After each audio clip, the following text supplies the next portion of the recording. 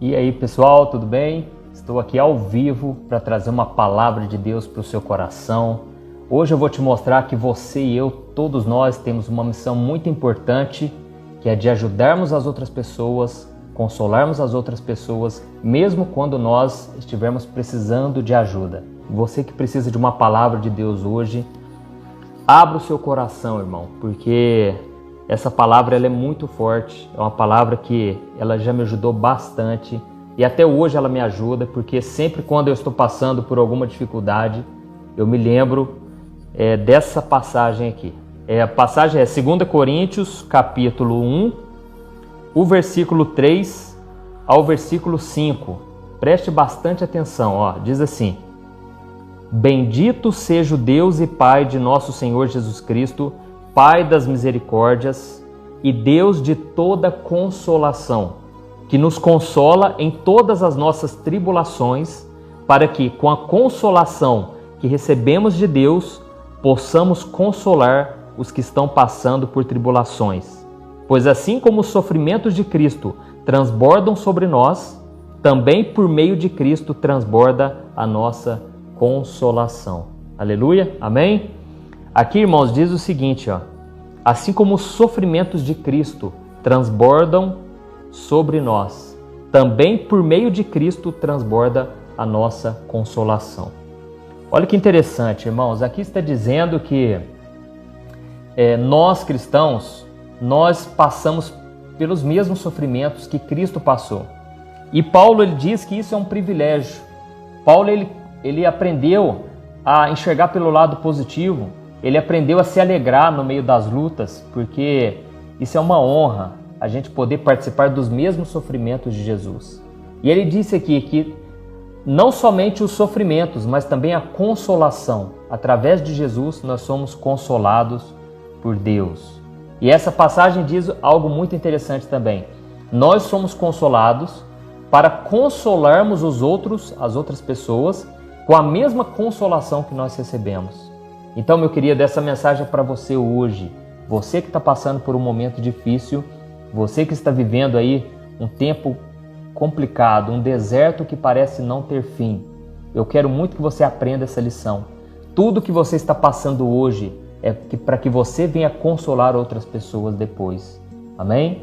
Glória a Deus. Já temos aqui mais de 1000 pessoas na sala. Eu quero pedir que você, antes de eu continuar essa mensagem, que você compartilhe, envie para os seus amigos, porque nós vamos dar uma continuidade e eu vou citar aqui 2 exemplos bíblicos de pessoas que foram consoladas, foram abençoadas por Deus para depois abençoarem outras pessoas. Então deu para entender, irmãos? Deus primeiro ele nos consola nos nossos momentos de dificuldade para depois a gente abençoar outras vidas. Amém? Você pode reparar que muitas das mensagens que eu trago aqui no meu Instagram, no YouTube, no Facebook, são mensagens de situações que eu vivi e que hoje eu posso estar te ajudando. E eu desejo que você faça a mesma coisa, tá bom? Então teve um irmãozinho aqui que perguntou: pastor, onde que está essa passagem? Em 2 Coríntios, capítulo 1, o versículo 3 ao versículo 5. Uma das mensagens que eu mais gosto, mais me ajudam na caminhada com Deus. Então você que está passando por lutas, saiba que o Senhor está com você. Amém? Eu quero só fazer uma oração rápida, porque nós vamos agora iniciar com essa palavra baseado nessa mensagem de 2 Coríntios. Se você puder, ore junto comigo.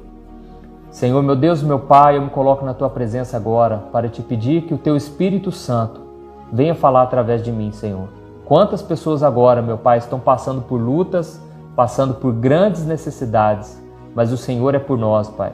Oh Deus, sabemos que tantos desafios ainda nos aguardam, tantos sofrimentos ainda nos esperam, mas Senhor, o Senhor é aquele que nos consola, o Senhor é aquele que permite que a gente entre na fornalha, mas o Senhor está conosco lá na fornalha, o Senhor está conosco em todos os momentos. Em nome de Jesus, meu Pai, fala conosco. Amém. Glória a Deus. Aleluia. Irmãos, eu lembro aqui de um exemplo que pode nos ajudar a gente entender um pouco melhor isso. O exemplo é o do apóstolo Paulo. A Bíblia diz que o apóstolo Paulo ele tinha sido preso em Roma porque ele estava pregando o evangelho. Só que quando ele estava preso, ele estava muito machucado.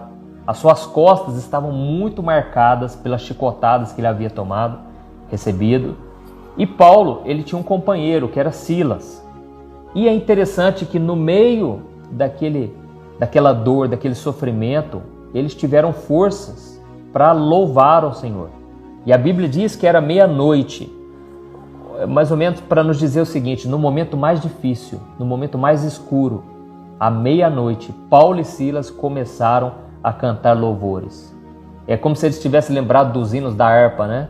Como se eles tivessem lembrado daquelas músicas que eles aprenderam na igreja, né? Na época não tinha igreja, mas eles se lembraram de algumas canções e começaram a cantar.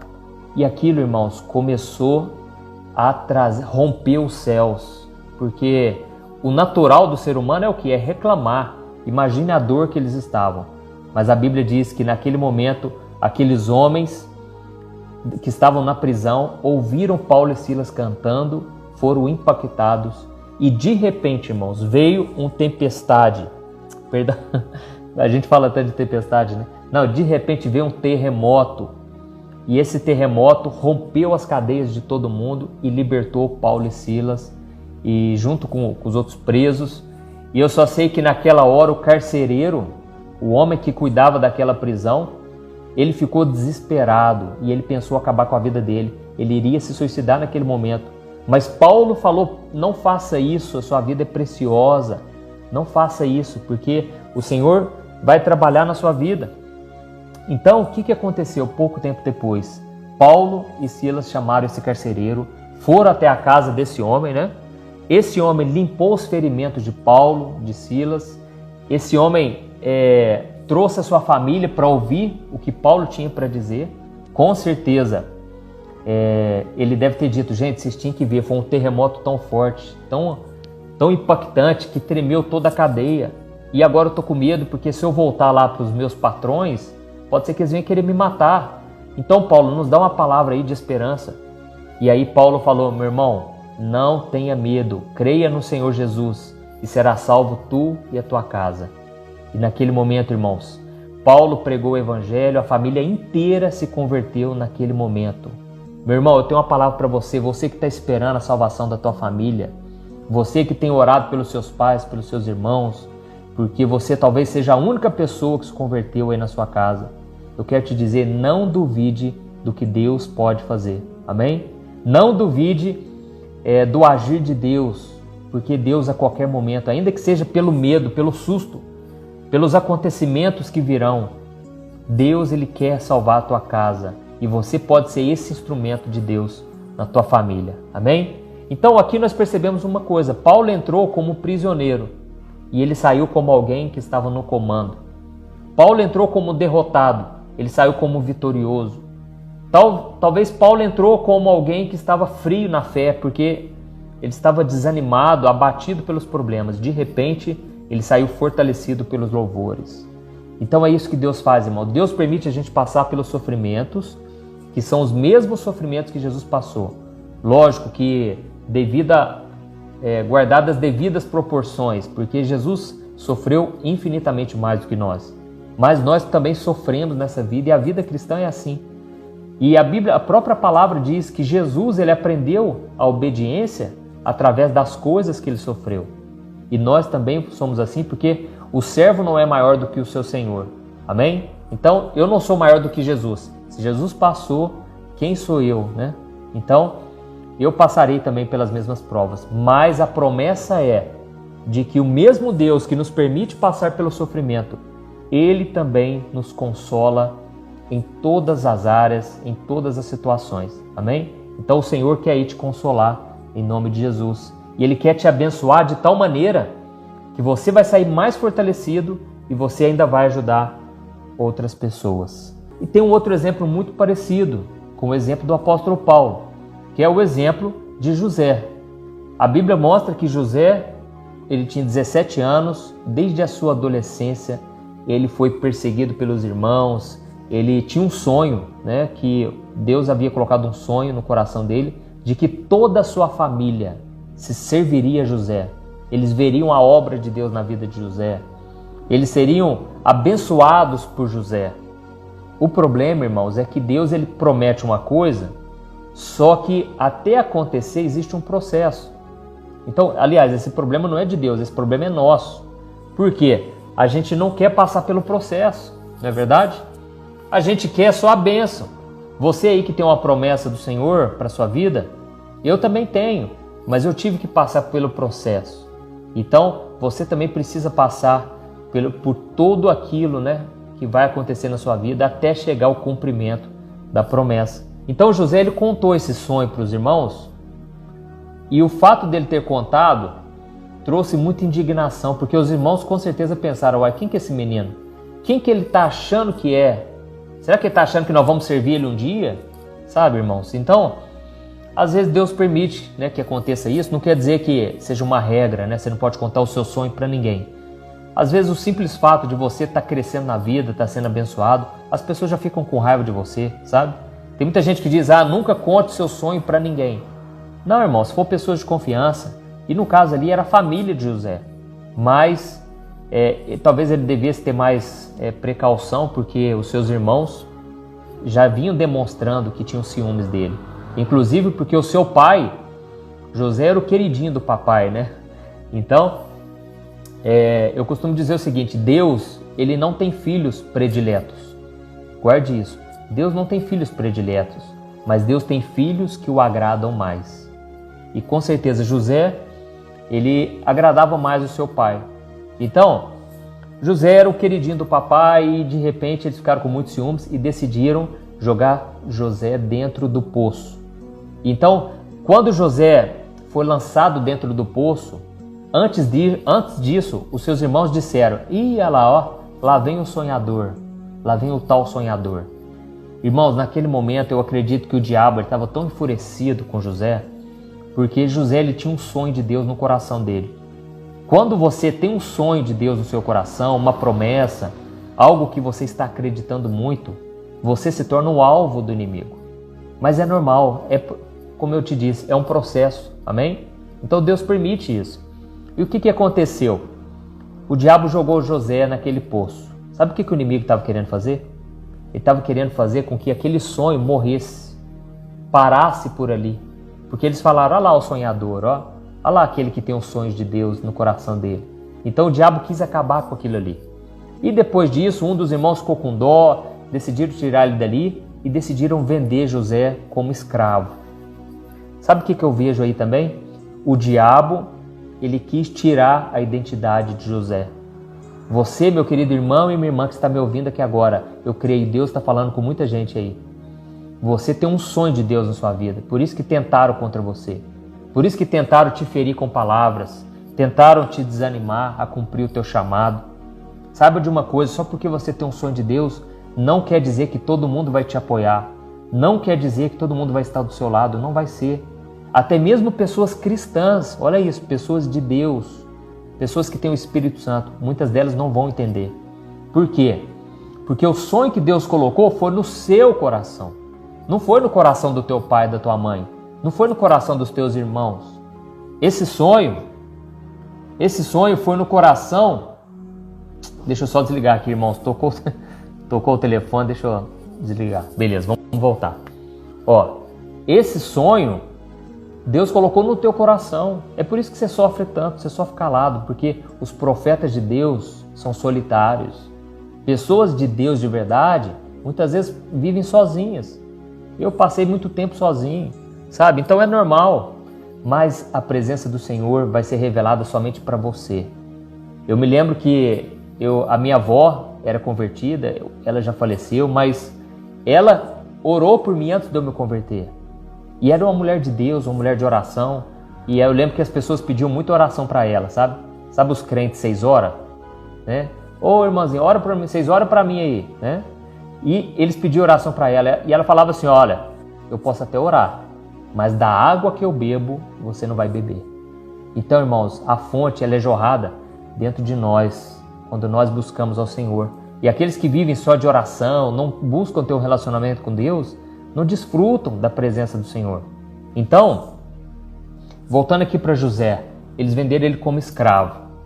E é aí que o diabo ele vem tentando contra a sua vida, Porque o diabo, ele queria tirar a identidade de José como filho de Deus. E você também, meu irmão, o diabo quer que você perca a sua identidade. Ele quer. E como que ele faz isso? Colocando os valores do mundo em você. Se você se tornar parecido com o mundo, você perdeu toda a sua essência, tudo aquilo que Deus te chamou para ser, um filho e uma filha abençoada por Deus. O diabo não quer que você receba o perdão de Deus quando você pecar. Ele quer dizer assim, você pecou? Você é pecador, você é safado, você não pode ser aceito por Deus. E é mentira, porque Deus ele te aceita do jeito que você é, apesar das suas falhas. Mas se você tem o Espírito Santo, Deus não vai deixar que você continue do jeito que você está. Amém? Então, nós vemos a importância de nós termos o amor de Deus dentro de nós e essa identidade de filhos amados do Senhor. Quando Jesus, por exemplo, antes dele começar o seu ministério, Jesus ele foi batizado com o Espírito Santo e sabe o que aconteceu naquele momento? A Bíblia diz que os céus se abriram e quando o céu se abriu, todos ali que estavam, e Jesus também, eles ouviram uma voz. E nessa voz o Senhor disse assim, Tu és o meu filho amado, em quem tenho muito prazer. Ali Deus falou com Jesus, Deus revelou o amor dele pelo seu filho. E eu creio que aquilo foi a base do seu ministério, o amor de Deus. Tem muita gente que fala muito sobre a ira de Deus, né? Só que o Evangelho, irmãos, ele revela o amor de Deus por nós. É claro que lá na cruz, Deus derramou da ira dele sobre os pecados. Mas se formos analisar, isso é uma demonstração de amor. Porque Deus ele não poupou o Filho dele para que hoje eu e você pudéssemos receber desse amor. Amém? Jesus foi abandonado na cruz para que hoje você e eu não fôssemos abandonados pelo Senhor. Glória a Deus. Então, irmãos, nós devemos entender que o inimigo vai se levantar, mas Deus é por nós. Amém? Deus é maior. Aleluia. E outra coisa muito importante, irmãos. Depois que José foi vendido como escravo, ele foi morar na casa de um homem chamado Potifar. E Potifar era um ajudante do rei do Egito, do governador do Egito. E Potifar então tinha uma esposa que trabalhava lá na casa dele. E José era um homem de Deus, um homem que não se deixou vencer. Duas coisas, José ele passou pela primeira etapa, ele não esqueceu do sonho de Deus. Segunda etapa, José ele não perdeu a sua identidade. E a prova disso é que a esposa de Potifar, ela ficou encantada com José, porque José, talvez mais do que a aparência física, José ele era bonito por dentro, um homem cheio do Espírito Santo, um homem cheio de Deus. Então, aquilo atraiu aquela mulher, porque as pessoas do mundo, elas veem que nós somos diferentes e elas ficam encantadas, elas pensam, nossa, eu queria ter a pureza de vocês. Eu me lembro que quando eu estava esperando em Deus pela minha esposa, eu já estava solteiro há muito tempo, mas eu pensava, eu vou ter relação sexual somente com a minha esposa, com a mulher que Deus colocar no meu caminho, porque eu creio que essa é a vontade de Deus, que o homem se una à sua mulher, mas isso dentro do casamento. E eu me lembro que muitas foram as propostas, irmãos. Muitas pessoas falavam, nossa, eu te admiro, porque no mundo eu não conheço alguém que viva dessa maneira. Mas, irmãos, isso é porque nós brilhamos, o homem e a mulher de Deus, ele tem um brilho especial. Amém? Nós temos esse brilho do Espírito Santo em nós. E aí, o que aconteceu? José, ele foi assediado pela mulher de Potifar. E aquela mulher queria se deitar com José. Mas José, ele não perdeu a sua identidade de filho obediente do Senhor. E José, então, ele resistiu àquela tentação e ele deixou aquela mulher e saiu correndo. E aquela mulher agarrou nas roupas dele, arrancou a roupa de José e José saiu correndo. E de repente chegou o marido daquela mulher e aquela mulher inventou umas mentiras contra ele e José foi preso injustamente. Olha isso, irmãos, o tanto que é difícil. Servir a Deus é muito difícil. Se você quiser servir de verdade ao Senhor, saiba que muitas vão ser as provações. Os sofrimentos serão muito grandes, mas tem aquilo que eu te falei. Deus, ele nos consola em todas as nossas tribulações. E aquele versículo que eu li de 2 Coríntios diz, para que nós possamos consolar os outros nas tribulações que eles também estão passando. Amém? E o que aconteceu, irmãos? A Bíblia diz que José foi preso injustamente. E eu acredito que ali veio o terceiro ponto do diabo tentando contra a vida do servo de Deus. Ele queria acabar com a reputação de José. José, ele continuou com o sonho de Deus, ele continuou com a sua identidade de homem obediente, mas de repente ele foi acusado injustamente. Então tome cuidado, irmãos, porque nós também podemos passar por isso. Nós não somos melhores que ninguém, mas é nesse momento que o Senhor vai nos defender, na hora certa. Eu creio que o sentimento mais difícil, mais doído que tem, mais doloroso, é o sentimento da injustiça. É você pagar por uma coisa que você não fez. E Jesus, ele sofreu a maior injustiça que possa haver, se formos analisar. Jesus, ele foi morto naquela cruz sem ter um pecado sequer, mas ele fez isso por amor. Irmãos, nós precisamos aprender a ser obedientes a Deus, mesmo sendo injustiçados. E o apóstolo Pedro, ele falou, irmãos, se nós tivermos que sofrer, que seja por sofrer por fazer o bem e não por fazer o mal. Porque quando você faz uma coisa errada e você sofre por aquilo ali é algo justo. Você sofreu o castigo que você merecia. Agora, quando você está fazendo a vontade de Deus e mesmo assim sofre, aí, irmãos, nós estamos colhendo frutos para a vida eterna. Nós estamos sendo abençoados por Deus, porque no tempo certo o Senhor vai nos honrar. Amém? E foi exatamente o que aconteceu com José. Depois daquilo ali, José, ele foi honrado por Deus. E na hora certa, ele foi chamado para interpretar os sonhos do faraó. E eu quero ler para você aqui, está aqui em Gênesis, capítulo 41. Nós vamos ver o que o faraó disse para José depois que ele interpretou os sonhos dele. Olha o que diz, irmãos. Diz assim, Gênesis 41, o versículo 38 ao versículo 43. Diz assim, Por isso o faraó lhes perguntou, será que vamos achar alguém como este homem, em quem está o Espírito Divino? Disse, pois, faraó a José, uma vez que Deus revelou a você todas essas coisas, não há ninguém tão criterioso e sábio como você. Você terá o comando do meu palácio e todo o meu povo se sujeitará às suas ordens. Somente em relação ao trono serei maior que você. E o faraó prosseguiu, entrego a você agora o comando de toda a terra do Egito. Em seguida o faraó tirou do dedo o seu anel selo e o colocou no dedo de José. Olha isso, irmãos. Mandou-o vestir linho fino e colocou uma corrente de ouro no seu pescoço. Também o fez subir em sua segunda carruagem real e à frente dos arautos iam gritando, abram caminho. Assim José foi posto no comando de toda a terra do Egito. Glória a Deus. Irmãos, é isso que Deus faz. Naquele momento, José, ele com certeza passou um filme na sua cabeça. Ele pensou, nossa, olha o que Deus está fazendo. Só que o maior e o melhor ainda estava por vir. Porque quando José foi colocado, aposto ali, como governador do Egito, ele não sabia, mas Deus iria usá-lo para livrar todo o Egito e livrar até mesmo a sua família da seca, da pobreza, da miséria que viria sobre aquelas terras. Porque José teve uma interpretação de sonho de que viriam anos ali de seca, de muita seca. E eles então precisavam separar 20% de tudo aquilo que eles arrecadassem.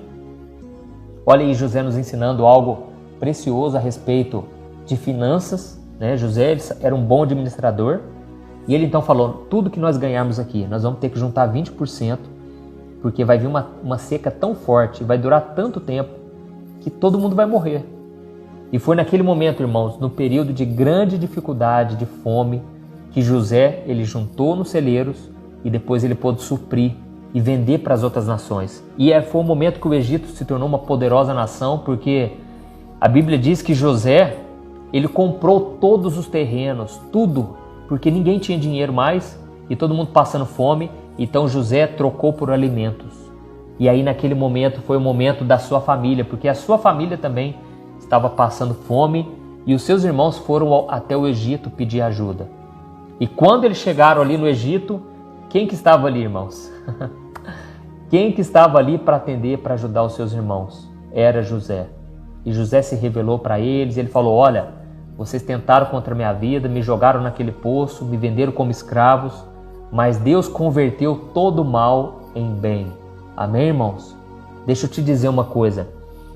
Você hoje está sofrendo injustiça, você está passando por lutas, tem muita coisa que você não está entendendo nada, mas Deus vai converter isso tudo em bênção, se você permanecer nos caminhos de Deus. Amém? Se você não duvidar das promessas de Deus, se você não pagar o mal com o mal, se você retribuir com o bem, se você aceitar passar pelas lutas dando glória a Deus, Deus vai tirar você de uma situação difícil e vai colocar numa situação de liderança, no comando da situação. E isso vai ser um testemunho maravilhoso para a sua família. Amém? Então, irmãos, essa é a mensagem que eu queria trazer para vocês. Nos momentos mais difíceis, Paulo e Silas, José, eles deixaram de ser vítimas daquela situação e se tornaram protagonistas. Amém? Então, é isso que Deus faz. Mesmo sendo fracos, aqueles homens, eles se tornaram pessoas fortes, porque colocaram a sua confiança no Senhor. E é isso que Deus tem para você. Amém? Eu quero ler aqui alguns comentários. Nós também, que somos cristãos, nós podemos fazer as mesmas coisas. Glória a Deus. Aleluia. Nós vemos aqui uma pessoa lá de Angola, tem visto os meus vídeos, tem sido muito abençoado. Eu fico muito feliz por isso. Glória a Deus. Se você foi tocado, compartilhe esta mensagem. Eu creio que tem muita gente passando por lutas, irmãos. E muitas vezes a gente esquece de Deus e começa a focar nos problemas. E aí a gente perde a bênção por causa disso. Nós precisamos voltar os nossos olhos para Jesus, porque grandes coisas o Senhor tem feito por nós. Amém? E não saia ainda, porque eu quero fazer uma oração agora. Eu quero pedir que o Senhor te console. Deus te conforte nesse momento difícil, para que você possa ser um exemplo da transformação de Deus e que você possa ser uma bênção na vida das outras pessoas, tá bom? E lembre-se, busque se lembrar de alguém aí na sua vida, alguém que precisa ouvir esta palavra, alguém que precisa de uma mensagem de conforto. Você pode ser um instrumento de Deus na vida dela. Glória a Deus. Aleluia. Irmãos, vamos orar? Se você puder, você vai fechar os teus olhos agora. A Efigênia falou o seguinte: pastor, parece que a luta não vai acabar. E realmente, irmã, parece que passa ano após ano e não sai do lugar. Parece que a nossa vida, parece que nós estamos perdendo tempo. Sabe, eu me lembro quando Deus me chamou para ser pastor, eu ainda fiquei um bom tempo de molho. Eu fiquei ainda trabalhando na empresa do meu pai. Parecia que nada estava acontecendo. Mas, irmãos, Deus tem um tempo perfeito. Ele sabe a hora certa de acabar com o seu sofrimento. Amém? Fique firme com Jesus, porque a tendência é que piore aos olhos humanos, mas aos olhos de Deus você está mais próximo a cada dia do cumprimento da promessa, assim como aconteceu com José, tá bom? Vamos fechar nossos olhos e vamos orar aqui nesse momento. Senhor, meu Deus, meu Pai, eu quero te agradecer por esta palavra que o Senhor colocou no meu coração. Oh Deus, tanta gente passando por lutas agora, meu Pai, tanta gente agora sofrendo, o deserto parece estar queimando, Senhor, é uma luta terrível, meu Pai. Mas eu te peço, conforta esses corações agora, Senhor. Oh, Jesus, que a gente venha se fortalecer no Senhor cada dia mais. Que quanto maiores forem as lutas, Pai, maior vai ser a vitória, maior vai ser a ousadia, maior vai ser o tratamento do Senhor conosco, no nosso caráter. Senhor, te pedimos perdão. Quantas vezes a gente reclama, meu Pai? Quantas vezes a gente duvida do Teu poder? Oh, meu Deus, abençoa a nossa vida, Pai. E que o Senhor nos ensine a sermos como Jesus, que em momento algum reclamou, em momento algum ficou falando dos seus problemas para as pessoas. Pelo contrário, Jesus, ele entendeu que é nas tribulações que o Senhor nos consola, para que a gente venha consolar os outros. Em nome de Jesus, meu Pai, abençoa esta pessoa que está agora, nesse momento tão complicado, se sentindo pressionada pela sua família. Ela já não sabe mais como sair dessa situação, mas o Senhor sabe. E no momento certo, tudo vai se resolver. Em nome de Jesus, meu Pai, eu oro e te agradeço. Amém. Glória a Deus. Aleluia.